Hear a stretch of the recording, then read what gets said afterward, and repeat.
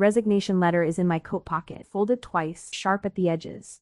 And the man I have organized every hour of for the last 6 years does not know it is there yet. Alessandro De Luca is standing at the head of a private dining room 14 floors above the harbor, one hand on the back of a chair, the other holding a glass of something dark he has not tasted.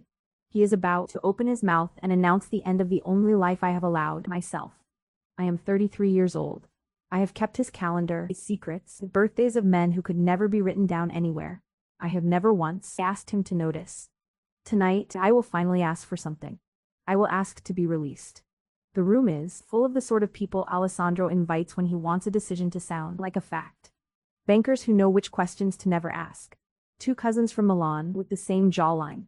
A woman named Vivienne Hart, 35 Cultural Foundation Director, wearing a color between champagne and bone, seated at his right because that is where the world has already placed her. I am at the far end near the service door, tablet on my knee, watching the timing of the courses the way I watch the timing of everything in his life. When Alessandro lifts his glass, the room quiets before he speaks. He has that effect on rooms. He has that effect on me and he does not know it, and I have made a career of ensuring he never learns. I want to thank Vivienne, he says, and his voice is even, careful the voice he uses when a sentence must survive being repeated, for agreeing to marry me. The applause begins before the last word is finished. Vivienne smiles the way she has been trained to smile, gracious, unhurried. Someone taps a knife against crystal. A cousin laughs. I sit very, very still because if I move at all, the small collapse happening somewhere behind my ribs will become visible. I have spent 6 years being unreadable in rooms exactly like this one. Alessandro's eyes pass over the table. They pass over Vivienne. They stop, briefly, on me. Not long enough for anyone in the room to notice. Long enough that I do. I finish the evening. Of course I finish the evening. That is what I do. I confirm the car for the Milan cousins. I settle the private caterer. I remind Vivienne's assistant about the follow-up brunch. I text the driver about the change in Alessandro's morning schedule. I approve an invoice, decline an interview request, answer a message from his tailor about a jacket lining. When the last guest leaves and the staff begins folding tablecloths into hampers, Alessandro finds me near the elevator, coat over my arm, tablet closed for the first time in 9 hours. You were quiet tonight, he says. I do not look up at him. It was your night to speak, sir, not mine. He watches me a moment longer than is comfortable. Then he nods and lets me go. I do not sleep. I sit in the small apartment he does not know I keep on the other side of the river, and I look at the resignation letter I have already written. I understand something I have been refusing to understand for a very long time. I have loved this man, quietly, patiently, without permission, for years. I have loved him the way a person loves a habit they cannot admit to. Now he is going to marry someone else. I am going to be the woman standing behind him with the tablet, confirming the florist, watching another woman wear the last name I once let myself imagine on the inside of my own mouth. I will not survive that. I will not become smaller in his life while she becomes larger. I fold the letter one more time. In the morning I will place it on his desk and I will be gone before the wedding has a color scheme. The office on the 42nd floor is quiet at 6:40. I know this because I have arrived at 6:40 every weekday for 6 years. The building has a certain hush, at that hour that most of the city never hears, the sound of ambition still asleep, the sound of coffee machines beginning to warm. I place the letter squarely in the center of his blotter, adjust the pen tray 1/4 of an inch to the left, and go to my own desk to begin the transfer file for whoever will replace the passwords, contact lists, the quiet code for the private safe, the number of a doctor in Rome who will see him at any hour and never write a name down. It will take another woman a year to learn what I know. Alessandro arrives at 7:11, which is late for him. He is never late. I hear the elevator open, the soft close of his office door, the pause of a man reading something he did not expect to read. 12 minutes later he walks to my door, and he does something I have never seen him do in 6 years. He closes it behind him. Explain this to me. I keep my hands on the keyboard because if I fold them in my lap he will see they are shaking. Your circumstances are changing, sir. It's the appropriate time for me to move on. I've drafted a transition plan. Marta from the Zurich office can be brought over within the week. She's competent. She's discreet. She knows most of your preferences already. He does not sit. He does not move. I've never asked you to leave Vienna. I know, sir. Then why are you? Because you never had to ask me to stay either. That was always the arrangement between us. He looks at me for a long moment and I keep my eyes on the screen because I am not brave enough yet to meet his. Finally he says, I'll sign the paperwork. I did not expect that.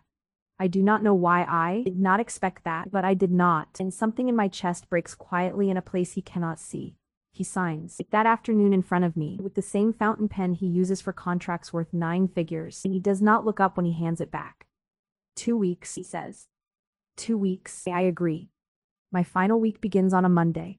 I train Marta in the small conference room, teaching her which suppliers require flattery and which require silence, which of the cousins can never be seated near each other, which restaurant will hold a private room without a name on the reservation, how Alessandro takes his coffee, which meetings he needs a second cup for.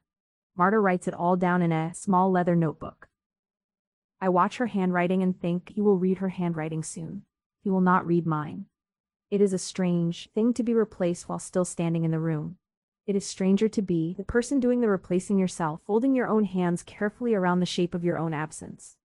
On Tuesday afternoon, Alessandro calls me into his office to review a contract I already reviewed on Friday. The changes he wants are minor. They could have been resolved by email in 4 minutes. Instead, we sit at his conference table for an hour, and he asks me questions he already knows the answers to, and I answer them the way I always have, because that is easier than acknowledging what is happening in the space between us. On Wednesday morning, he asks me to sit in on a call with a Geneva bank he could have taken alone. On Thursday, he stops by my desk at the end of the day, and he asks me a question I have not been asked by him in 6 years. Where do you intend to go, Vienna? My hands do not move on the keyboard. I keep my voice level. I have an apartment in mind in Lisbon. A friend of my sister's owns a small events firm. She's offered me a partnership. I would run the private client side. It's a real position, sir, not a placeholder. Lisbon. Yes. That's far. That's the idea. He does not answer for a long moment. Then he says, why does that answer bother me? It is not really a question. It is more like a sentence he has said aloud so he can hear how it sounds outside his own head. I do not answer it. I look at my screen. I keep typing. After a moment, he walks away from my desk without saying goodnight, which is another thing he has always said and always meant, which I only now realize I had been listening for. Vivienne begins arriving at the building on Friday. She is polite to me. She is polite to everyone. She brings binders, fabric swatches, a florist from Paris who speaks 4 languages badly. She asks me, once in the small kitchen off the executive floor, how long I have worked for Alessandro. 6 years, I tell her. She stirs her tea slowly. He must trust you very much. He trusts my calendar, I say. That is a different thing. She looks at me carefully then, more carefully than I expected, and I realize she is not stupid. She is not the villain of anyone's story. She is a woman who has agreed to marry a man because the arrangement was presented as reasonable. She is beginning to notice that his attention keeps returning to a doorway I happen to be standing in. Later that afternoon, I watch Vivienne walk into Alessandro's office with a leather folder, and I watch her come out again 12 minutes later, folder still under her arm, expression composed. She stops at my desk. She does not sit down. Sienna arranged many events for him. I have. May I ask you to arrange this one as well? I look at her. I do not answer for a moment. She continues, calmly, I would rather it be done by someone who understands what the details are supposed to mean. I would rather it be you than someone who does not know him. I look at her a long time. Then I say, I will arrange the logistics. I will not attend. She nods once and walks away. I sit at my desk and understand that she has just tested me for something, and I do not know yet whether I pass. Alessandro cancels a wedding planning meeting on Monday. He cancels another on Tuesday. Vivienne's assistant calls me directly, thinking I must know the reason. I tell her honestly that I do not. On Wednesday, Marta cannot find the file for the estate in Lake Como. Alessandro tells her, more sharply than he ever spoke to me, that he will find it himself. He does not find it himself. He finds me at my desk at 7 in the evening, and he stands in the doorway with his tie loosened and his hands in his pockets. You've filed it somewhere I do not understand. It's under Como, sir. Under the property tab. Where it has always been.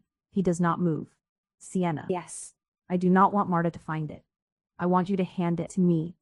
I stand up. I walk to the cabinet. I pull the folder. I place it in his hands. Our fingers do not touch because I have spent 6 years making sure they do not touch, and I am not going to lose that discipline in the last week I will ever have of him. He looks down at the folder like he does not remember why he asked for it. Thank you, he says. He does not leave. Was there something else, sir? Yes. He does not continue. I wait. He does not continue. Finally, he turns and walks out of my office.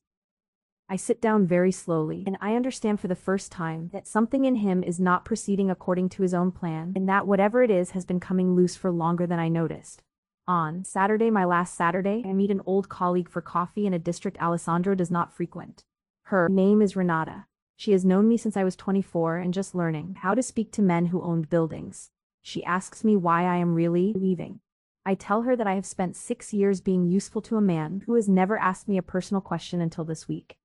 I tell her I would rather leave now than become the woman who watches him build a life with someone else while pretending my hands are steady. She is quiet for a long time. Then she says, Sienna. Does he know? He knows I'm resigning. That isn't what I asked. I do not answer her. I drink my coffee. I pay the bill. I walk home along the river and I do not cry. That night, alone in the apartment across the river, I take a small box off the top shelf of my closet and I open it. A silver pen he handed me once and forgot to ask for back. A theater program from a night he could not attend, so he sent me instead.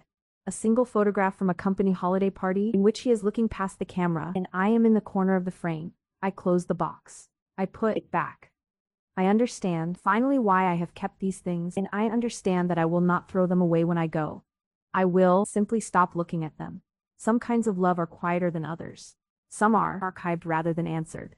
I have made peace with that, or I thought I had, until this week when the quiet became too loud to keep. My final day is a Friday. I clear my desk in the morning. I hand Marta the last of the passwords, the codes to the private safe, the number of the doctor in Rome, and the small unwritten rules that I never put on paper because they were the sort of things that could only be taught in person. I write a short note to Vivienne wishing her well because it is the correct thing to do. I put my coat on at 5:40. I take the private elevator that opens directly into the executive garage because I do not want to walk through the lobby and be looked at by people who will pretend not to notice I am carrying a box. The elevator doors slide open onto the concrete and the low hum of the ventilation. And Alessandro is standing there. He is in a dark coat, no tie, his hands empty for once. He is standing between me and my car. He does not move. You're not leaving, he says. My voice is very quiet. You announced your wedding, sir. I am respecting the life you chose. Do not call me sir. That is what you are to me. No, he says. It is not.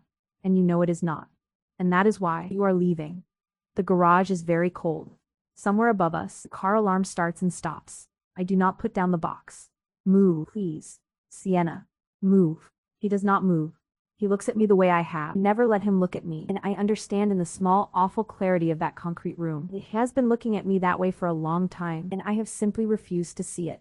The announcement wasn't what you think it was, he says. It sounded exactly like what I think it was. It was a decision I made before I understood what I was deciding. That is not an explanation. That is a sentence. I know. I look at him then. I really look at him for the first time in a week, and I see something in his face I have never seen before. Not authority, not calculation. Something quieter and much more dangerous.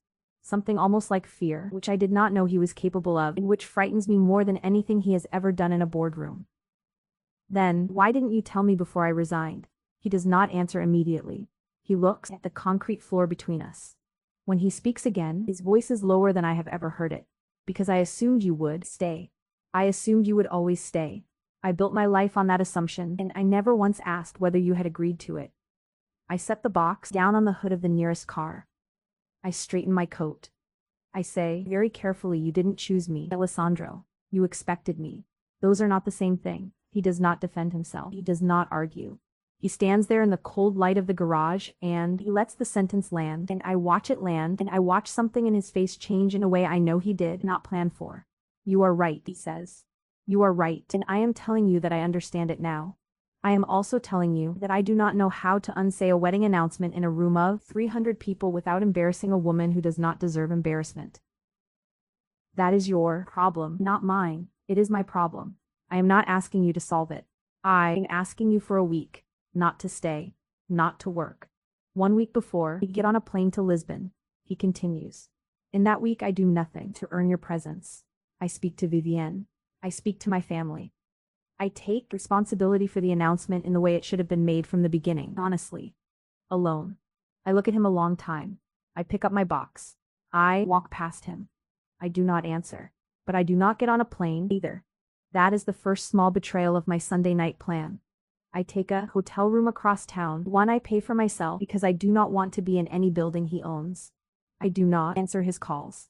He calls twice. He does not call a third time. I do not answer Vivian's calls, which come the next morning, brief and dignified, asking whether we can speak. On the second day, I walk. I walk for hours, along streets I have only ever seen through the window of a car. On the third day, I meet Vivienne in a hotel lobby of her choosing. She is dressed simply. She looks tired. She sits across from me and folds her hands, and she says, "He came to see me last night. He was honest with me." I appreciated that. I did not enjoy it, but I appreciated it. I do not know what to say. She continues, "I am not going to marry him, Sienna." I look up. That was not his decision to make alone, and I want you to understand that. I am not being discarded. I am withdrawing. There is a difference. I would like you to know the difference. She stands. She smoothes her coat. Before she leaves, she looks down at me with something that is not quite kindness and not quite pity, but somewhere close to respect. He was never going to be able to give me what he had already given someone else, she says. Whether or not you and he ever become anything, I would rather find that out now than in 10 years. I have my own life to build. I would like to build it on the truth. She walks away and hurried, and I sit in the lobby for a long time. I do not know whether what I feel is relief or grief or the first careful edge of something I am not ready to name. I walk back to my hotel through a district full of women my age carrying small bags of ordinary things. Groceries. Dry cleaning. A book someone recommended. I understand that for 6 years I have not carried anything that was not for him. My purse held his prescriptions. My phone held his calendar. My coat pocket held his handwriting on small folded notes. Tonight, for the first time, my pocket holds nothing at all. It is very quiet. It is very strange. It is not, I discover, unbearable. I sit on the edge of the hotel bed and I let the strangeness settle. I do not fill it. I do not reach for anything. I let it be exactly what it is. Alessandro does not appear at my hotel. He does not send flowers. He does not send Marta with a folder of things I need to sign. This is important. This is the first time in 6 years that he has understood something before I had to explain it to him. On the 5th day, the courier delivers a single envelope. Inside is a plane ticket to Lisbon in one way, leaving in 3 days, and a short handwritten note. The note reads, "I will not ask you to stay. I will not ask you to wait. If you want to go, go with everything paid because you earned it 3 times over. If you want to have dinner with me before you go, the address is on the back. Not the office. Not any building of mine. A small place near the water. 7 o'clock. Any night this week. I hold the ticket for a long time. I hold the note for longer. I read it 4 times, and every time I read it, I understand that the man who wrote it is not the man who announced a wedding 14 floors above the harbor. That man was performing a decision. This man is asking a question. That is not the same thing, and I have spent 6 years being paid, in part, to notice exactly this kind of difference. I go to dinner on the 6th day, not because I have decided anything, but because I want to see him in a room he does not own, at a table he did not choose to display anything on, in a light that does not flatter him. The restaurant is small, 12 tables, no name on the door. He is already seated when I arrive. In the corner, no bodyguards, no phone on the table. He stands when I walk in. He pulls out my chair himself. He does not do it the way a wealthy man does it for the woman he is trying to impress. He does it the way a man does it for a woman he is grateful to see. I have spent enough of my life watching men pull out chairs to know the difference. He orders in Portuguese, badly, and the waiter forgives him. For the first 10 minutes we do not speak about anything that matters. We speak about the wine. We speak about the bread. He asks me how the hotel is. I tell him it is fine. He nods. He does not ask a follow-up question. He is trying, I realize, not to interview me. Then he sets down his glass, and he says, "I want to tell you 3 things, and I want you to let me tell you all 3 before you answer." I nod. The first is that Vivienne and I ended the arrangement completely. There is no delay. There is no pause. It is done. I have spoken with her family. I have spoken with mine. I have taken responsibility for the decision, and I have not permitted anyone to name you as the reason, because you are not the reason. You are the consequence of my finally being honest, which is a different thing. He pauses. He takes a small breath. The second is that I am not asking you to come back to work. Marta is competent, as you said, and it would not be fair to her or to you to pretend that job is still yours. That door is closed. I closed it deliberately. He looks at his hands. He looks up. The third is that I did not understand until you put a letter on my desk that everything I had built for the last 6 years I had built with you in the room. I did not understand that the reason I never married anyone I had introduced you to was that none of them were you. He continues. When I imagine the next 20 years, I imagine them in a house I had never described to anyone. In every version of that house you were already there, and I had never once asked whether you would want to be. I am asking now, with nothing to offer you except the fact that I have finally understood. I do not answer immediately. I take a long, slow breath. I take a sip of wine I do not taste. When I finally speak, my voice is steadier than I expected. You are telling me this now because I left. Yes, you would not have told me if I had stayed. No, I would not have. That is my failing, not yours, and I am not going to pretend otherwise. I nod slowly. Then I want you to understand something too. I am not staying because you finally noticed. I am not coming back because the announcement is over.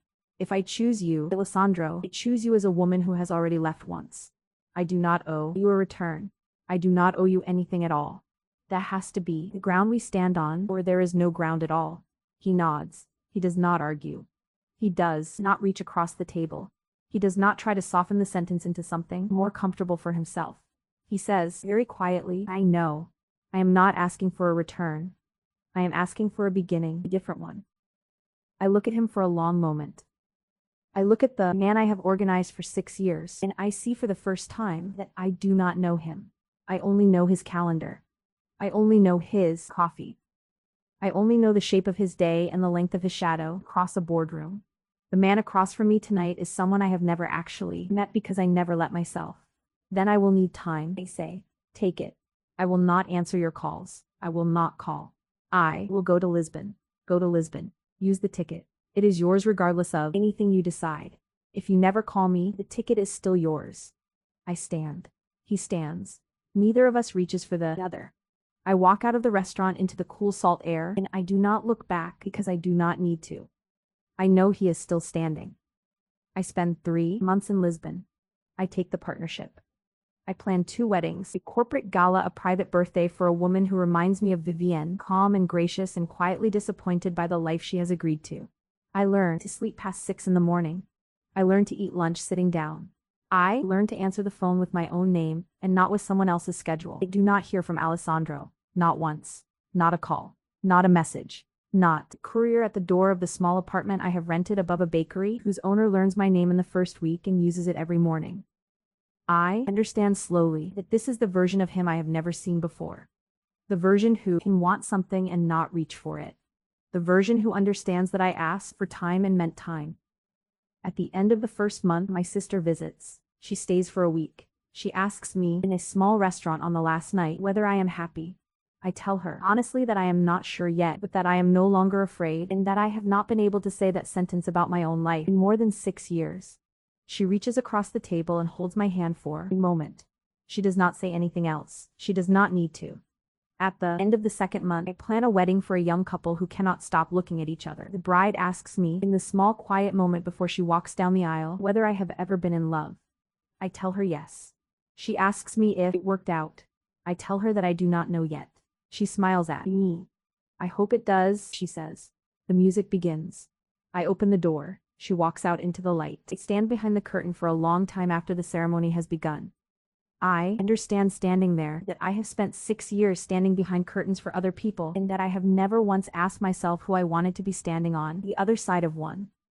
I am asking now. I do not yet have an answer, but I am asking.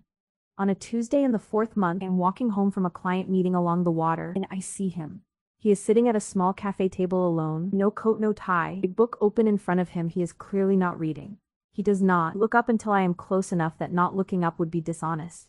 He stands. He does not smile. He says, I am not here for an answer. I am here because I wanted to see the city where you decided who you were going to be. I look at him. I look at the harbor behind him, in the ordinary sunlight on his ordinary hands, and the way he is standing like a man who has traveled a very long way to say something small. He is thinner than I remember. He is also somehow steadier. Sit down, I say. He sits.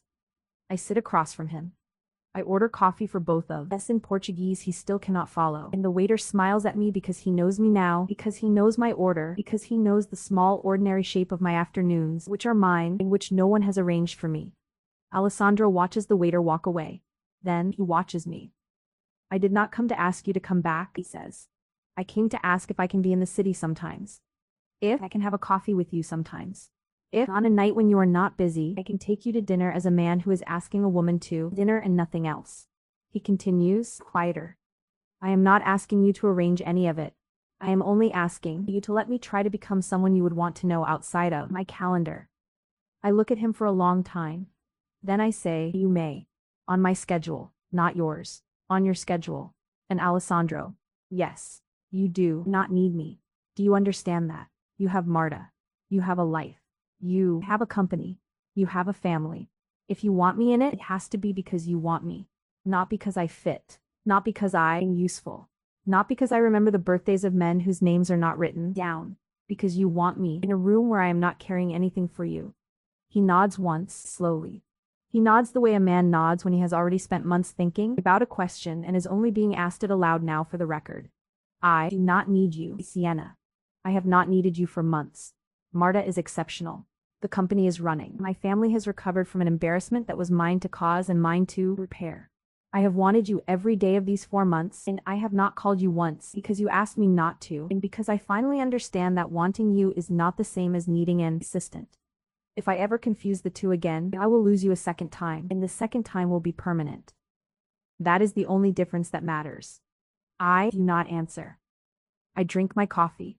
The sun moves an inch across the table. Somewhere down the street a bell rings for a boat leaving the harbor. How long are you in the city? I ask.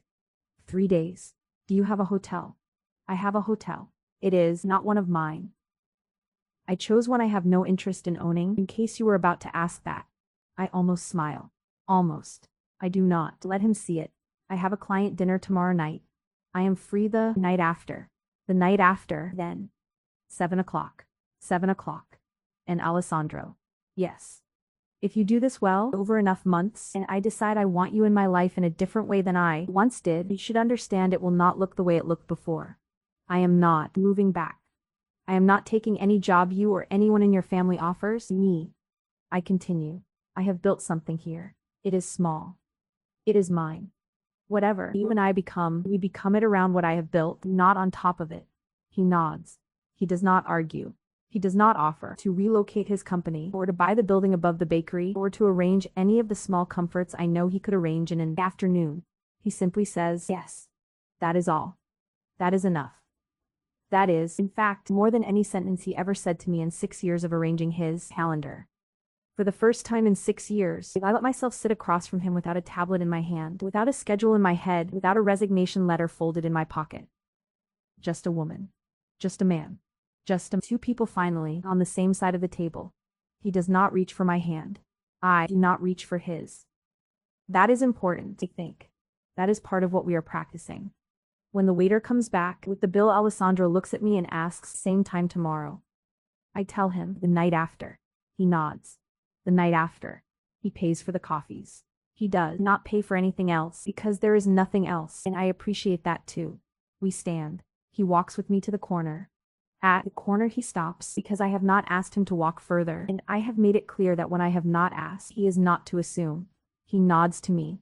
I nod to him. He turns and walks in the direction of the hotel that is not one of his. I stand at the corner for a moment longer than I need to. I watch him go. I watch him become smaller against the light on the water. I understand something I have been slowly understanding for 4 months, but only now in the ordinary sunlight of an ordinary Tuesday in a city I chose, on a schedule I made, do I understand it in a way I can say aloud. I did not resign because I stopped loving him. I resigned because I finally loved myself enough to stop being useful to a man who had never once asked me a personal question. He did not follow me to Lisbon because he needed his coordinator back. He came, 4 months later on my schedule, into my city to a table I had chosen the coffee at because he had finally understood that being indispensable is not the same as being loved. I walk home along the water. I stop at the bakery below my apartment. The owner hands me a small paper bag with 2 of the pastries I like. He tells me in the careful English he has been practicing for me that I look happy today. I tell him, honestly, that I am not sure yet, but I am closer than I was yesterday. He laughs. He waves me up the stairs. In my small kitchen, I put the pastries on a plate. I look at the phone on the counter. It does not ring. It does not need to. He will call at 7 o'clock on the night I told him to call, and not before, because he has learned something. Finally, that 6 years of arranging his life for him could never teach him. He has learned to wait for me, and I have learned at last to be waited for. That night, I take out the small box from the top shelf of my new closet, the one I brought with me from the apartment across the river. The silver pen, the theater program, the photograph in which he is looking past the camera. I look at them for a long time. Then, one by one, I put them back. I do not throw them away. I do not need to throw them away anymore. They are no longer the only record I have of him. Starting the night after tomorrow, I will begin to have new ones. Records made in ordinary light, on ordinary Tuesdays over ordinary coffee. Records in which he is looking at me, not past me. Records in which I am not in the corner of the frame. Records in which I am finally standing on the other side of a door I have opened myself. And that, in the end, is the only difference that matters.